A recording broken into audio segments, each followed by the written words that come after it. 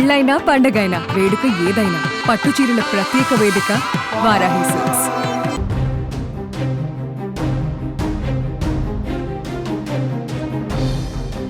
పాకిస్తాన్ దాడులతో భారత్ ప్రతి దాడులకు దిగింది. పాక్లోకి చొచ్చుకు వెళ్లి మరీ భీకర దాడులు చేస్తుంది. ఇస్లామాబాద్లో పాకిస్తాన్ ప్రధాని షహబాజ్ షరీఫ్ ఇంటి దగ్గర బాంబు పేలుడు సంభవించినట్లుగా సమాచారం. పాక్ ప్రధాని ఇంటి దగ్గర డ్రోన్లతో భారత్ దాడి చేసింది. వెంటనే అలర్ట్ అయిన పాక్ ఆర్మీ భారీ భద్రత నడుమ ప్రధాని షరీఫ్ ని సురక్షిత ప్రాంతానికి తరలించినట్లుగా తెలుస్తోంది. పాకిస్తాన్ దుశ్చర్యతో చిర్రెత్తిన భారత సైన్యం రెచ్చిపోతుంది. పాకిస్తాన్కు భారత దెబ్బ రుచి చూపించడమే లక్ష్యంగా ఒకేసారి త్రివిధ దళాలు రంగంలోకి దిగాయి. పాక్లోని పెషావార్, లాహోర్, ఇస్లామాబాద్, సియాల్కోట్ పైన బాంబుల వర్షం కురిపిస్తున్నారు. ఇప్పటికే త్రివిధ దళాల అధిపతులతో రక్షణ శాఖ మంత్రి రాజ్నాథ్ సింగ్ భేటీ అయ్యి సైన్యానికి పూర్తి స్వేచ్ఛ ఇచ్చారు.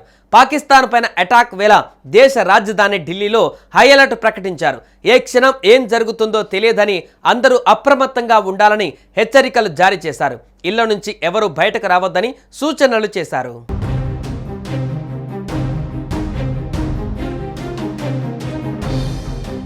పాకిస్తాన్ భారత్ పైన డ్రోన్ మిసైల్స్ తో దాడికి దిగిన వేళ భారత ఆర్మీ పాకిస్తాన్కు ధీటైన సమాధానం చెబుతూ బాంబుల వర్షం కురిపిస్తోంది.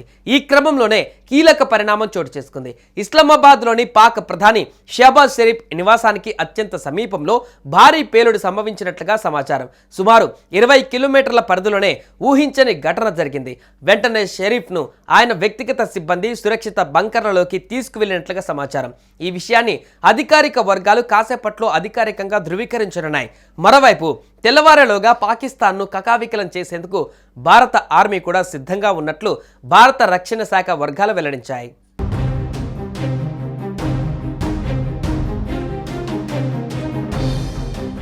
భారత వైమానిక దళం తర్వాత ఇప్పుడు నావికా దళం కూడా రంగంలోకి దిగింది. అరేబియా సముద్రంలో మోహరించిన ఐఎన్ఎస్ విక్రాంత్ కరాచీని లక్ష్యంగా చేసుకుని విధ్వంసం సృష్టించడం ప్రారంభించింది. నావికా దళ దాడి కారణంగా కరాచీ ఓడరేవుతో సహా నగరంలో భారీ అగ్ని ప్రమాదం జరిగింది. కరాచీతో పాటు ఓర్మారార్ ఓడరేవు పైన క్షిపణులు ప్రయోగించింది భారత నావికా దళం. రక్షణ వర్గాల సమాచారం ప్రకారం పాకిస్తాన్లోని కరాచీ, ఓర్మారా ఓడరేవులపైన ఐఎన్ఎస్ విక్రాంత్ నుంచి అనేక క్షిపణులు ప్రయోగించారు. దీని కారణంగా 2 ఓడరేవులలో భారీ మంటలు చెలరేగాయి. ఈ దాడి కారణంగా 2 ఓడరేవు నగరాల చుట్టూ పొగ వ్యాపించింది. ప్రజలు భయాందోళనలతో తీర ప్రాంతాలను వదిలి బంకర్ల లోపలికి పరుగులు తీస్తున్నారు.